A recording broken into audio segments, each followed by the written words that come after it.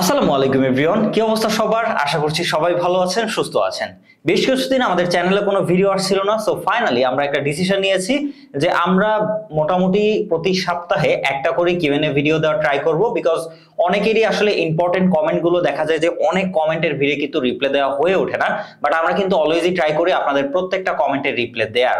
So এর মধ্যে থেকে বেশ কিছু ইম্পর্টেন্ট কমেন্ট আপনাদের জন্য নিয়ে এই কিউএনএ ভিডিও তৈরি করব আমরা ইনশাআল্লাহ। প্রতি সপ্তাহে একটা করে এপিসোড রাখার আমরা ট্রাই করব। তো আমরা রিসেন্টলি পোস্ট করেছিলাম যে আমাদের কিউএনএ ভিডিওর জন্য কিছু কোশ্চেন লাগবে, সো ওইখানে অনেকেই কোশ্চেন করেছিলেন, তো সেখান থেকে কিছু কোশ্চেন পিক করা হয়েছে এবং তার সাথে আগের প্রিভিয়াস ভিডিওগুলো থেকেও কিছু ইম্পর্টেন্ট কোশ্চেন পিক করা হয়েছে। সো আজকের ভিডিওতে আপনি মোটামুটি অনেক কিছু নিয়ে ধারণা পাবেন এবং যারা যারা কোশ্চেন করেছেন তাদের রিপ্লাই তো থাকবেই। সো আশা করছি ভিডিওটি আপনাদের জন্য ইনফরমেটিভ হবে এবং নেক্সট কিউএনএ এর জন্য যদি কোনো কোশ্চেন থাকে সেটা কিন্তু আপনারা এই ভিডিওর কমেন্টে কোশ্চেন করতে পারেন। ইনশাআল্লাহ আমরা নেক্সট কিউএনএ তে এখান থেকে কোশ্চেন পিক করব। সো বেশি কথা বলবো না, চলুন ভিডিও শুরু করা যাক। তো আজকের ভিডিওতে আমরা প্রথম কোশ্চেন নিচ্ছি, সেটা করেছেন বিহন ত্রিপুরা। সো উনি আমাদেরকে বলেছেন যে পিক্সেল 6 এ 2025 কেমন হবে ওভারঅল। তো এই পিক্সেল 6 এটা কিন্তু এখন প্রিয়ন মার্কেটে অ্যারাউন্ড 20,000 টাকার আশেপাশে পাওয়া যাচ্ছে। সো এই বাজেটে একটা প্রিয়ন ডিভাইস বা ইউজ ডিভাইস হিসেবে এটা কিন্তু বেশ ভালো একটা ডিল। যারা কম বাজেটের মধ্যে একটু ভালো পারফরম্যান্স, ভালো ইউজার এক্সপেরিয়েন্স, ভালো ক্যামেরা, সো এই সব কিছু মিলে একটা ফোন চান, তাদের জন্য কিন্তু পিক্সেলের 6 এটা বেশ ভালো একটা ডিল হতে পারে। আমাদের চ্যানেলে অলরেডি এটার একটা ডিটেইল রিভিউ রয়েছে, সো চাইলে আপনারা সেটা দেখে নিতে পারেন। সো এরপরে আমরা যার কমেন্টটা নিয়েছি সেটা জিহাদ দা জুনিয়র। সো এই ভাই আমাদেরকে কমেন্ট করেছেন, ভাইয়া আমার বাজেট 45K, ক্যামেরার জন্য S23 ভালো হবে নাকি অন্য কোনো ডিভাইস দেখবো? টেলিফটো লেন্স আবশ্যক। তো এইখানে যদি আমরা 50,000 টাকা বাজেট রেঞ্জের মধ্যে ক্যামেরা সেন্ট্রিক একটা স্মার্টফোন খুঁজি, সেক্ষেত্রে S23 একদম চোখ বন্ধ করে নেওয়ার মতো একটা স্মার্টফোন। সো এই বাজেটে কেউ যদি ক্যামেরার জন্য নিতে চান, ভিডিওর জন্য ভালো ডিসপ্লে, ভালো ইউজার এক্সপেরিয়েন্স, সব দিক থেকে কিন্তু S23 টা বেস্ট একটা ডিল 50,000 টাকা বাজেটের মধ্যে। তো অবশ্যই এই বাজেটে আপনাকে S23 টাই সাজেস্ট করবো আমি এই মুহূর্তে দাঁড়িয়ে। তো এরপরে আমরা যে কমেন্টটা পিক করেছি সেটা আমাদেরকে করেছেন আদনান হাবিব ভাইয়া। সো উনি আমাদেরকে বলেছেন যে 60,000 টাকায় কোনটা ভালো হবে, iPhone 12 pro max, iPhone 13 pro অথবা আইফোন 14। সো এই তিনটার মধ্যে আমি একদম চোখ বন্ধ করে আপনাকে আইফোন 14টা নিতে বলবো, কারণ আইফোন 12 প্রো ম্যাক্স এবং আইফোন 13 প্রো দুইটাতেই কিন্তু কিছুটা ডিসপ্লে জনিত ইস্যু রয়েছে।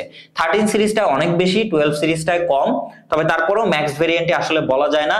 এখানে অনেক সময় দেখা যায় ডিসপ্লে কিন্তু গ্রিন হয়ে যায় বা হোয়াইট হয়ে যায়, এরকম কিছু প্রবলেম রয়েছে। সো সেই জায়গা থেকে আমি এই মুহূর্তে দাঁড়িয়ে বলবো অবশ্যই চোখ বন্ধ করে আপনি আইফোন 14টা নিয়ে নেন, 60,000 টাকা একদম বেস্ট ডিল হবে। তো এরপর আমরা যে কমেন্টটা নিয়েছি সেটা করেছেন আতিকুর বিডি 12। তো এই ভাই আমাদেরকে বলেছেন 30 থেকে 40,000-এর মধ্যে allrounder phone, battery, processor, camera, smoothness suggest করেন, বিদ্রোহ কোনো রকম গেমিং করি না। সো কমেন্ট করেছেন Atik from Manda, Naogaon, Rajshahi. Thank you so much ভাইয়া। তো আমি আপনাকে বলবো যে আপনি অনার 200টা নিতে পারেন, যেহেতু আপনার বাজেটটা 40,000 টাকা। সেক্ষেত্রে আমি আপনাকে সাজেস্ট করবো অনার 200 এর ইন্টারন্যাশনাল ভেরিয়েন্টটা নেওয়ার ট্রাই করবেন আপনি, এবং সেটা যদি 512 জিবি নিতে পারেন সেটা বেটার হয়, কারণ 512 জিবিতে আপনি UFS 3.1 পাবেন, যেটা কিন্তু আপনার লং রানে এটা কিন্তু বেশ ভালো মতো হেল্প করবে। সো এরপর আমাদেরকে কমেন্ট করেছে মোহাম্মদ আদিল। ইনি আমাদেরকে বলেছেন আমার দুইটা প্রশ্ন, একটা অ্যাপেল বায়োনিক A19 প্রো কি 2nm হবে নাকি 3nm হবে, আর দ্বিতীয় প্রশ্নটা মিডিয়াটেকের 9400 এবং HD মানে স্ন্যাপড্রাগন 8 Gen 3 পার্থক্য কতটুকু, বা এটার আসলে পারফরম্যান্স কতটুকু ডিফারেন্স। তো যাই হোক, এখান থেকে আসলে প্রথমত বলতে যে অ্যাপেলের A19 প্রো যেটা আসছে সেটা 2nm হবে বা 3nm হবে, এটা আসলে এখনই শিওর বলা যাচ্ছে না, কারণ এই ন্যানোমিটারের কিন্তু একটা লিমিটেশন রয়েছে। অলরেডি সেটা নামতে নামতে কিন্তু 3 ন্যানোমিটার আর্কিটেকচার হয়ে গেছে। সো এটা এর থেকে আসলে কম আপাতত বাড়ানো পসিবল হবে কিনা সেটা আসলে এখনো শিওর বলা যাচ্ছে না। সো এটা 2 ন্যানোমিটার হতে পারে, আবার 3 ন্যানোমিটার আর্কিটেকচারও আসতে পারে।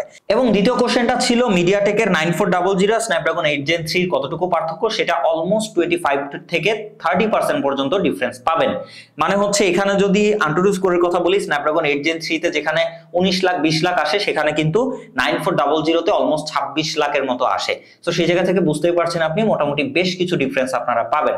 তবে day to day life application বা নরমালি ইউজে কিন্তু এই ব্যাপারটা খুব একটা হয়তো চোখে পড়বে না, বাট যদি আপনি লং রানে গিয়ে ব্যবহার করেন সেক্ষেত্রে কিন্তু এটা বেশ লক্ষণীয় একটা একটা ব্যাপার। সো এরপর আমাদেরকে কমেন্ট করেছেন এফ তাহসিন, যে আমাদেরকে বলেছেন ভাইয়া আইকিউ নিও 10 নেওয়া ঠিক হবে নাকি সেকেন্ড হ্যান্ড অ্যাপেল 12 নেওয়া ঠিক হবে, ব্যাটারি পারফরমেন্স ক্যামেরা সব দিক দিয়ে আশা করি অ্যান্সারটা দিবেন।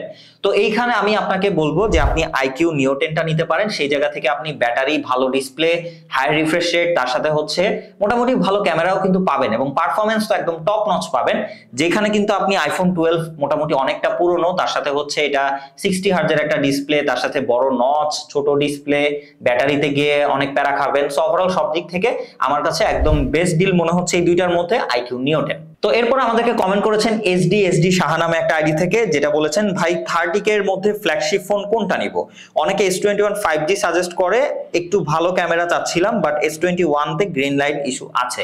জি হ্যাঁ, S21 এ বেশ ভালো পরিমাণে গ্রিন লাইন ইস্যু রয়েছে।